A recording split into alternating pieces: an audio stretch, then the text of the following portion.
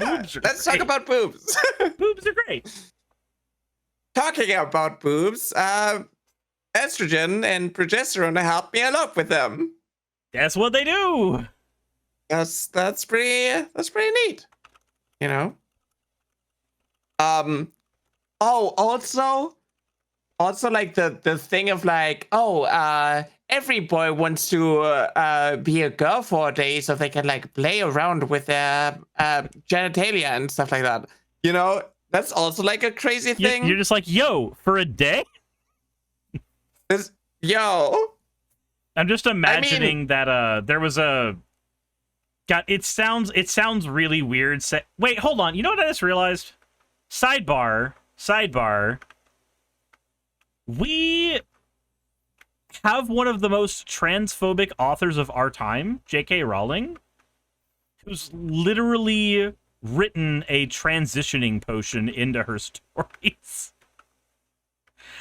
Because I just remembered, I forget what the video was, but there was a creator who made a video of Harry and Ron in Harry Potter getting polyjuice potion, turning into women. Was that canon? So the polyjuice potion is canon. The polyjuice potion can turn you into a girl. That's a thing that can just happen. But they turn into women, and then they just stay in the women's bathroom masturbating, and they're just like, "Oh my god, this is great! Why do girls not do this all the time?" So like that scene itself is not canon. That scene is a fan made thing, but it just made me think because I wanted to comment on that, and I was like, "Wait a minute, hold on." The polyjuice potion is just a way to transition. Like, it only lets you do it for a limited time, and you only take the visage of the person whose stuff you've taken. But, like, can you imagine a story of somebody who just goes, "Ah, yes, I'm going to try the polyjuice potion once. Tee-hee. I'm just going to see what happens. Tee-hee. Oh, this is really cool. I can't wait to turn back." Turns back. I can't wait to turn back again. I can't wait to keep doing that forever. I can't wait to develop magic to make this permanent. Yeah, like, that is just, like, the difference, because, like, yeah, I mean, a lot of people are curious what the other side feels, you know? But I think that, like, a lot of people use these hypotheticals, these temporary, like, imaginations, and push them onto the entirety of the trans community, and like mix that up with the trans experience. Because like for me, the sexual aspect, the exploration stuff, is not the reason why I wanted to wake up as a girl every day. Why I prayed to whatever entity was out there to fix me and make me wake up as a girl. I literally just wanted to be able to be one of the girls. And obviously, I wanted to have like life experiences that, a lot of women have growing up. I wanted to be socialized in the proper way. But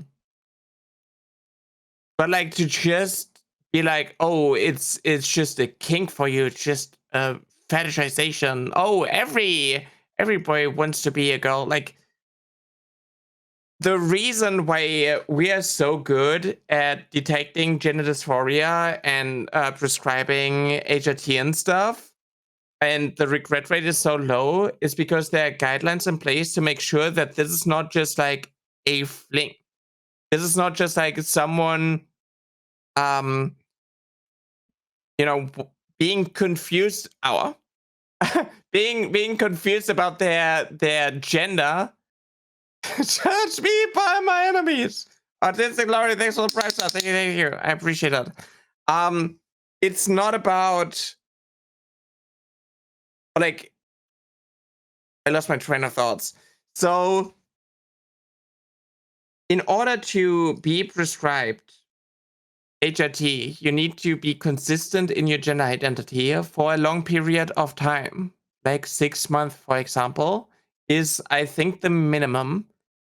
And if it's just someone who is questioning their gender identity, or like wishes a boy wishes to be a girl because they believe that girls have it easier or something like that, they are not going to want to like socially transition and go on HRT and stuff like that after like a 6-month period or like even a year-long period.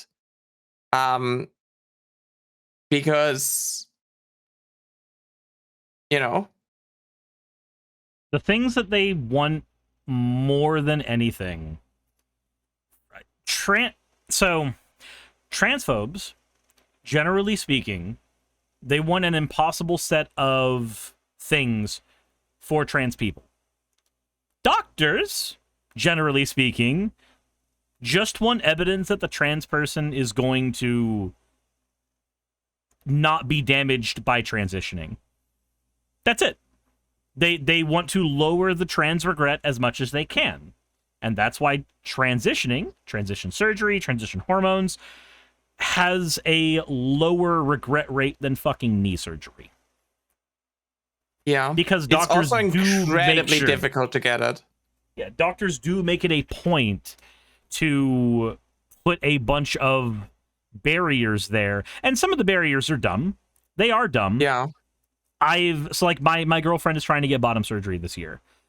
I was a snippy asshole to her doctor when he said, "Oh, we need to establish a need for this before I can recommend the surgery." And I just went, "Okay, cool.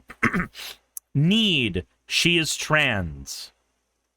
There, we've done it. By God, sir." Yeah. Now, whether or not that was useful, I don't think it was useful, but it made me feel better. I believe that getting access to HRT if you're trans shouldn't be this difficult. Obviously, this is different when it comes to like children. I believe that a lot of guidelines are in place for a good reason, but it's like accessibility. Doctors aren't educated enough on these issues. Like even once I got approved for HRT, my endocrinologist prescribed me the wrong dosage for a year, and it completely wrecked my entire hormonal system, and thus my physical and mental health, because I was basically menopausal for a really long time. It's also like when you go to like a therapist, you have to like prove that you're trans enough, and it's really difficult to like prove this. Like there's so much doubt being pushed, and there's also going to be like a lot of like internalized transphobia where a lot of trans people, even once they are on HRT, they go like, "Oh, am I faking it? Am I really trans enough?" Imposter syndrome is real. Yeah, that's also like a huge problem, and it's literally because like this cishet society doesn't want anyone to be trans. So they make it like so difficult to even get like access to that treatment. It took me 3 years to find a therapist who was willing to and like able to help me. Like my first therapist didn't want to give me the approval for HRT because I didn't want to go to LGBTQ meetups because I had social anxiety. I didn't want to wear high heels and makeup and skirts and dresses and walk around with that because like I felt really uncomfortable with my body and like with my masculine appearance. So I didn't want to dress feminine because I'm going to stand out. People are not going to look at me and be like, "Oh, that's a woman." It's like, no, I don't pass. A thing that would be fixed by HRT. Yeah, exactly. Like, do you know what makes somebody more comfortable wearing a bra? Taking titty skittles. Exactly. It's exactly just like, how it is. And they basically used that against me. Even for my legal name change, I needed to go to court, and I had 2 psychiatrists do like evaluations, basically being like, "Oh, are you actually trans?" And at that point, I was on HRT for a long time, so they were like, "Oh, you know, it's it it shouldn't be, this difficult for you. But I still had to lay out my entire childhood and every experience that I made that could be used as an indicator for me being trans. I had my own family invalidate me being trans because, like, oh, I would have seen the signs, and the sign was me being depressed and, having social anxiety and isolating myself and escaping into video games where I could play as a girl. I would have seen the signs people confuse me a little bit, because sure, you could have seen the signs if you were an expert on this. You would have seen the signs if this is something that you cared about a lot to look for. This, like, I've seen parents do this when it comes to autism, ADHD, being trans, like anything. They'll say, "Oh, we would have seen the signs for this." Yeah. But would you have, like, are you an expert in transition studies? Like, are you an expert in ADHD diagnosis? Are you an expert in these things? Because if not, what signs would you have been looking for? What signs would you have been trying to find? Exactly. Yeah. And like my parents were like, even my brother thought that I was just gay, Oh, I didn't want to be in a relationship. I didn't thirst over a girl, so I must be gay. And it's like, no, I had a bottom dysphoria, and I was like scared of intimacy and was like really repulsed by my body. And you know what? HRT and bottom surgery fixed that. Yeah, it's for just me personally. It fixed it. Amazing how that works. You're more comfortable doing the sex thing with people when you're happy with the body you're doing the sex with. Wow, strange. Yeah. Crazy. And it's always like so frustrating to me how people then take what I'm saying in order to like invalidate the trans experience. These people are like, oh, you should have just like gone to a therapist and like worked on your self-esteem and like figured out why you really feel this way. You know and what it's like, fixed the self-esteem? The dergs. The trans dergs. Yeah, like, it's just, they think it's so abnormal that someone is trans and feels the way that they feel about their gender identity and stuff like that, that they literally just never believe you. Wait, it's J-Mouse says this would be hilarious if they turned on cam. Why would it be hilarious if we turned on cam? If you want to see me on cam, yeah, I'll be in Florida and I'll be in Washington, D.C. filming protests. Love the reaction difference from my parents and my sisters. My parents were like, we would have noticed it. When my sister said, I always knew as I was wondering when you'd come out. But you asking me to do makeup on you for the 100th time? Yeah, I mean... They saw the signs. It's like a... I don't know how to like... I don't want to say that like a boy wanting to wear makeup makes them want to be a girl, but like sometimes it happens, and sometimes if a boy actually wants to be a girl and do all these things and get euphoria from being seen as the gender that they feel like, and they like chase after this feeling, then it's a pretty good indicator that someone is trans. Because I don't like that people use gender dysphoria as as something that is like linked with being trans, because cis people can feel gender dysphoria. That's why a lot of men with gynecomastia get breast reduction surgeries, because they experience gender dysphoria with having breast tissue. I think it's I think it's mostly a way to defend trans people as best they can, because when somebody is using gender dysphoria as an evidence that somebody is trans, while yes, you've got cis people who will end up getting surgeries that help them experience gender euphoria more. Elon Musk's hair surgery would be one of these things, funnily enough. Yeah. I think, generally speaking, the conversation is, here's this trans person I care about, and they are suffering. The way to end this suffering is doing this thing that alleviates the dysphoria. I don't think it's generally a thing where we're trying to point out and say the dysphoria exists, therefore trans. It's the dysphoria exists, therefore we should treat it. How can we treat it? Yeah, exactly. Like, sometimes I get asked by people, oh, I do not feel dysphoric about my like, I don't feel dysphoric about certain parts of my body. Am I actually trans? And it's like, if you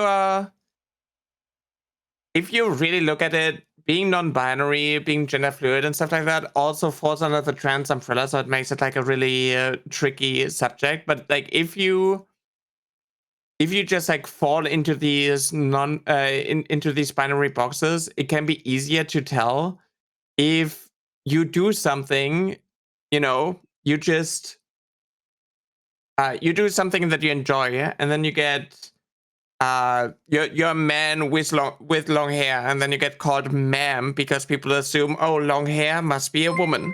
And if that gives you joy, then it might be an indicator that that is something that you should look into and work with an expert and figure it out. And you can like experiment a little bit more. It's like, oh, if I get joy from being called like being gendered a certain way, then maybe I should do things that make it more likely for me to be gendered that certain way. And obviously, if you're like dysphoric about certain things, like I'm dysphoric about my height, for example, because being tall is more gendered mask, and it makes it harder for me to get gendered properly. Like right now, after HIT and stuff like that, I do get gendered correctly more often. Counterpoint. But that wasn't the case before. Counterpoint. Tall Amazonian women, hot. Yeah. I rest my case. But... Tall Amazonian women, hot. Yes, they have good butts too. You're right.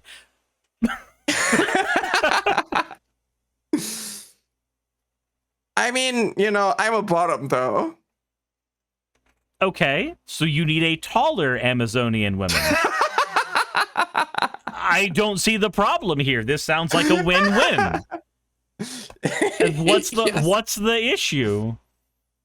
I understand that you walk into a room and the first thing you ask for is steppies, but that's not my problem.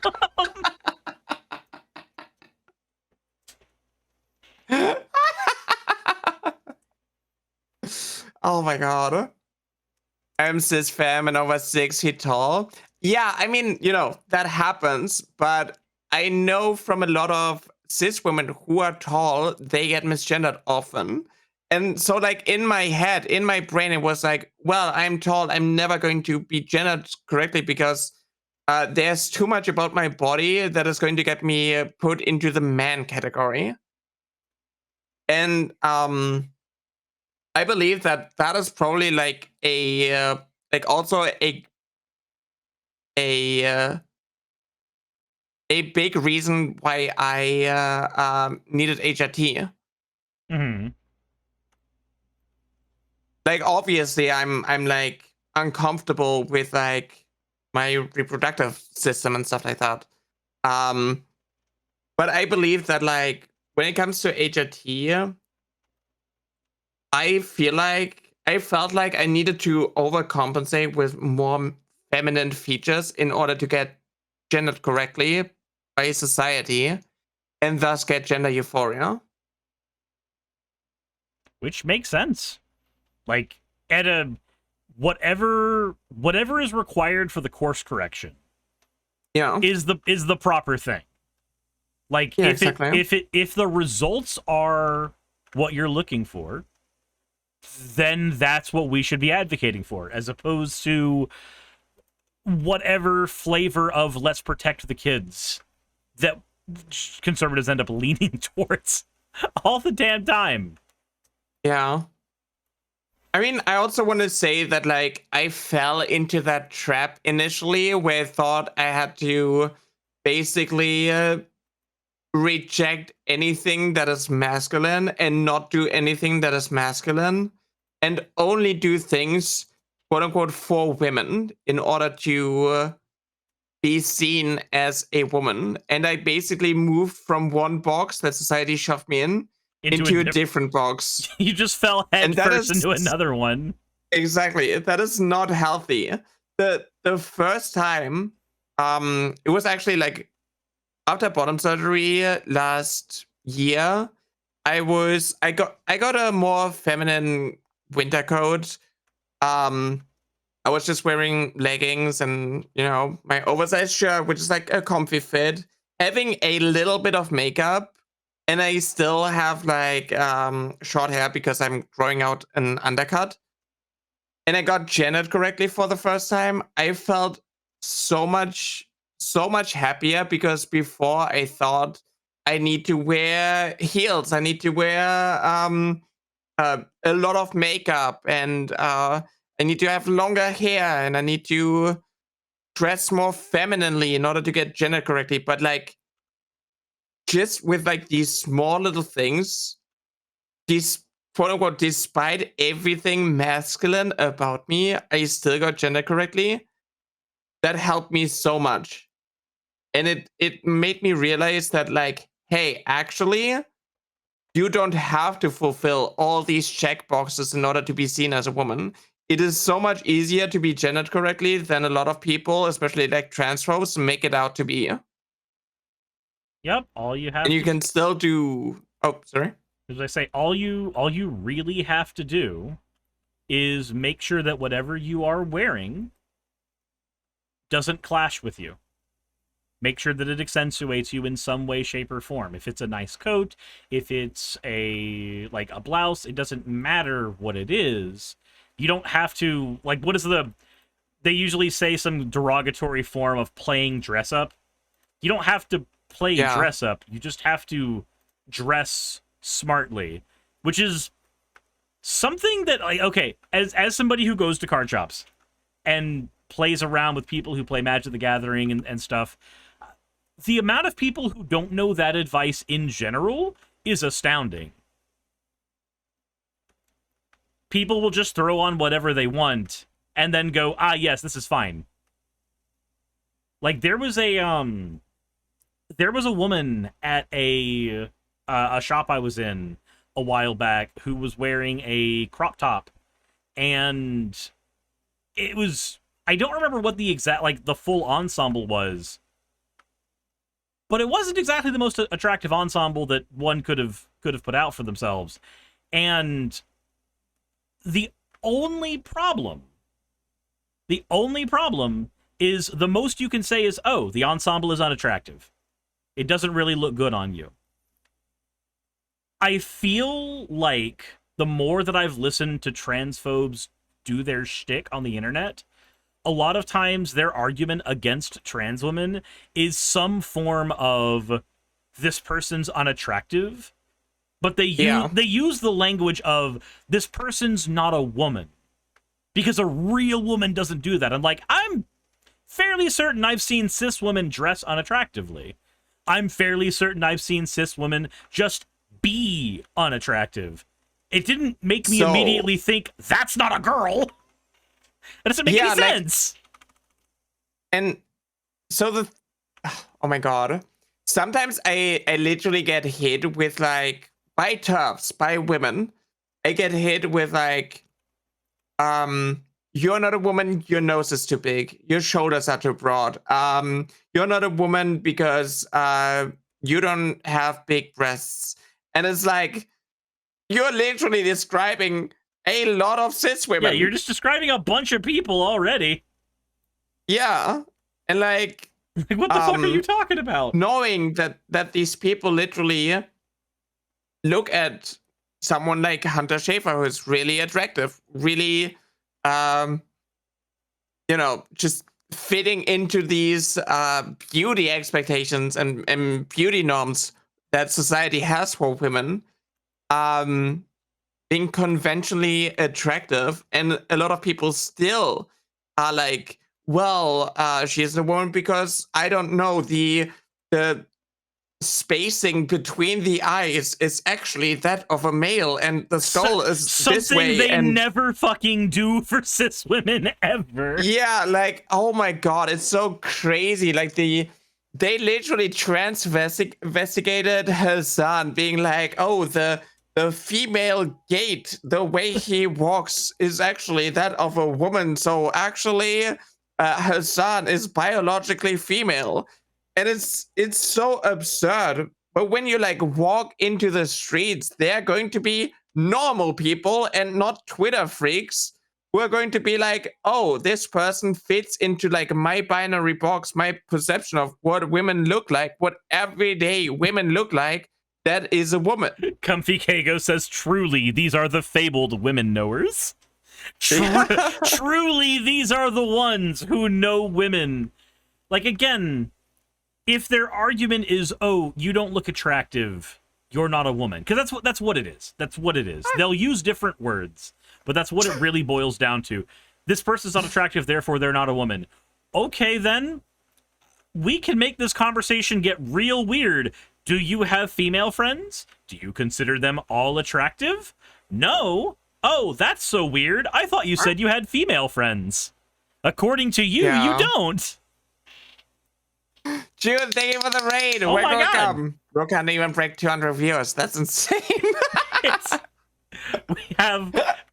That is what, 2 raids so far today? Welcome, everybody. We're talking about... being trans, and that is actually not that hard to pass, as a woman, when you are not chronically online. But like, you have to basically meet society a little bit in the middle.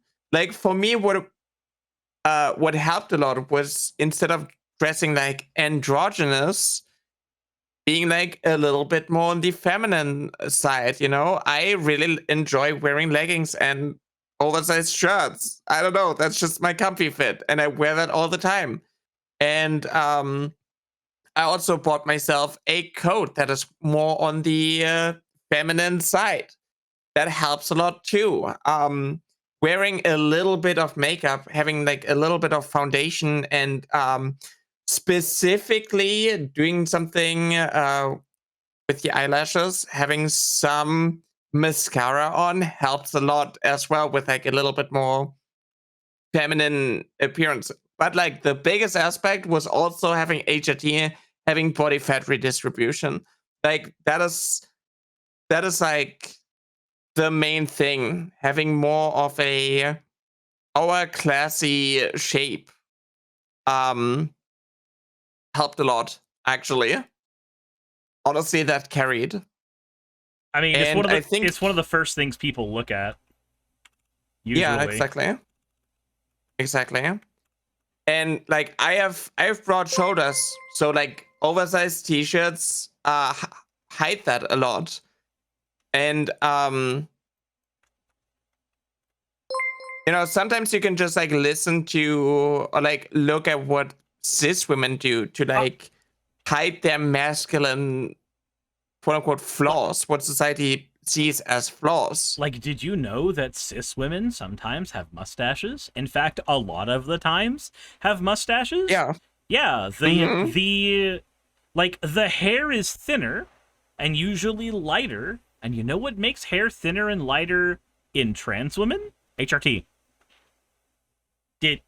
That is one of the things it does. So whenever you're sitting there like, oh my god, I think everybody's looking at my face. Like, no, not really. We kind of we kind of like invisibly pass over some of that stuff in general. Also, Area of Effect, thank you so much for the raid. How was your stream? Bro can't even break 200 viewers. That's insane. Roxanne, thanks for the raid. Damn. Wait, did you all play? Wait, what game did you play? June. Thanks for the raids, everybody. Atmos, thanks for the follow. Welcome, everybody. Have a nice tune. So, I have arm warmer, skirt, crop top, and thigh highs. Anything that you guys would recommend for a femboy? Honestly, you need to discover leggings. Honestly, game changer. I have no advice in this particular category. I don't know. If you're a femboy, you need to like discover things like dresses. You know, just wear things that you know, women wear, and not just what femboys wear, right? Lean into the femme, boy. Yeah, exactly. Like just discover, you know, not the stereotypical like femboy outfits, but like break free from that. The moment that I moved away from like the basic skirt on Amazon, like the basic skater skirt, and I got like a proper fancy skirt, honestly, it's way too short, but I love it a lot. Is it though? Is it though? I don't know. I feel like maybe chat's gonna be the better judge of that. Oh my god. Dude! Kuro Draco, for the 50 bits. Kuro Draco, thank you very much for redeeming your points, friend. Ada, you fucking degen. I love the Amazon skater skirt. I mean, skirt goes spinny, and that's pretty cool. But like, there's so many variations. Like, if you move away from like menswear and go into like the women's section, there are so many. There's like so much variation, so much that you can do. Also, you need to discover layering. Layering also helps a lot. Layering helps everyone. So like, just as a cis guy, let me tell you, the difference in your fit between going out in a t-shirt and going out in a t-shirt and taking like a button-up shirt and just wearing it over the t-shirt. Just that alone is gonna do fucking wonders. I promise you. Yeah. Nathan says, what do you mean by layering? Having multiple articles of clothing on at the same time that accentuate each other. Yeah, exactly. Short skirts are hot, but remember, Nira, they have stuff dangling around that will fall out of that. Discover tucking. Also, under your skirt, get the... Oh my god, get like shorts underneath if your skirt doesn't have that by default. Also, stuff dangling around that will fall out of that. Have you heard of underwear? Like, that is its purpose. Right? It like, unless you're walking around full mast all the time, you're gonna be fine. I promise you. How big is that bulge? Hey, yo, how big's that girl bulge?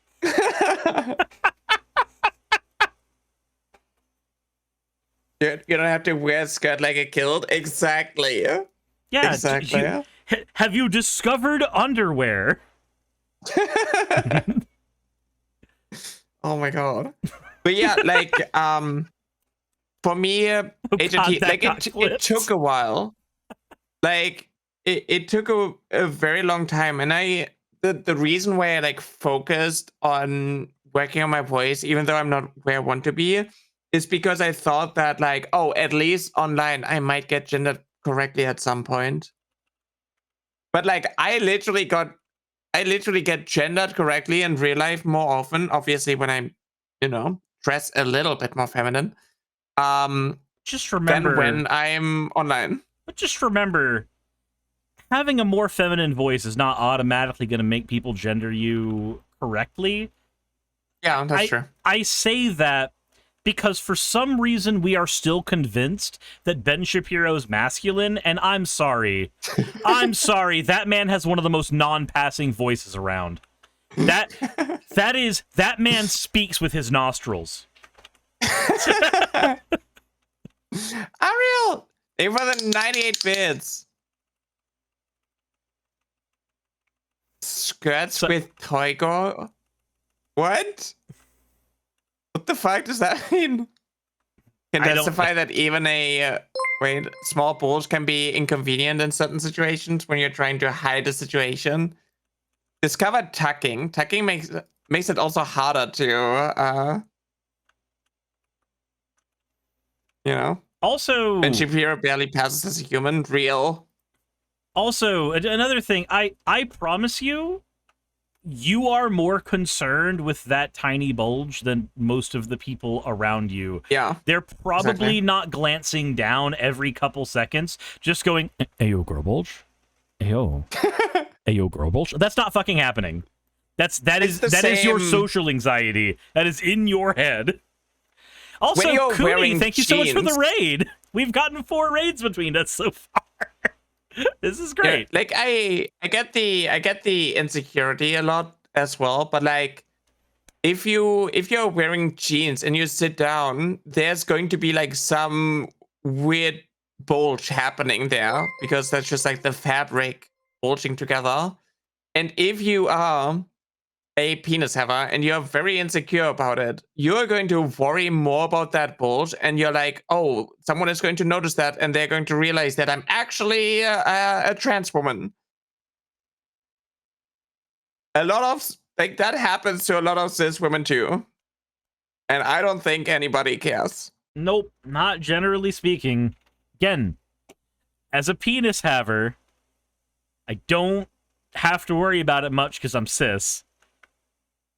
But I also can say, as a straight penis haver, I don't just go looking at fucking women's skirts, trying to see if there's a bulge there. That's not a thing normal, well-adjusted people do. And if you're worried about what not normal, well-adjusted people do in regards to you, you're fighting a hard losing battle. And I'm so sorry. I cannot be there with you. I cannot be there with you for that fight. Yeah. Weirdo freaks on the internet are going to do weirdo freak on the internet things. Exactly. Like, I totally get it, because like after bottom surgery, I was way more comfortable wearing these things. And also I'm way less worried about actually having like this fabric looking like a bulge or something than I used to. So I totally relate to it. And I guess I'm speaking from a privileged perspective now, because I had bottom surgery. And I got like rid of that sensation. But I feel like I just restricted myself and I worried too much about things that a lot of people aren't worried about when they like look at you. Yeah, it's just not a thing. It's not a thing people are generally thinking of when they're looking at you at all. Yeah, exactly. They're like, a lot of people are not going to like look at you and try to figure out if you're actually a woman. Yeah, not everybody's Matt Walsh. Yeah, exactly. Exactly. And I feel like if you have someone walk around worrying about whether or not that woman has a penis, it's safe to assume that these are people to stay away from. Yeah, they're not really worth your worry or concern. Exactly. Exactly. And I wish I experimented a little bit more. I wish I allowed myself to experiment more growing up. But I mean, it was like really difficult with the dysphoria and like with the imposter syndrome and stuff like that, because when I put on a skirt for the first time, I was 14, I think. And I looked at myself in the mirror. I started crying because I wasn't a girl wearing a skirt, but a boy wearing a skirt. And that kind of scarred me for a really long time. And even when I was on HRT, it required me to have more changes to like do these things. And I still struggle with it. Like I still have to work on getting rid of this weird trauma that I basically have from my childhood regarding these things. So I kind of like it took me a while for me to actually do the things that I wanted to do, like wear nail polish, because you know I got a lot of compliments from women, but they saw me as a man wearing nail polish, not a woman wearing nail polish, and that can be really, really difficult.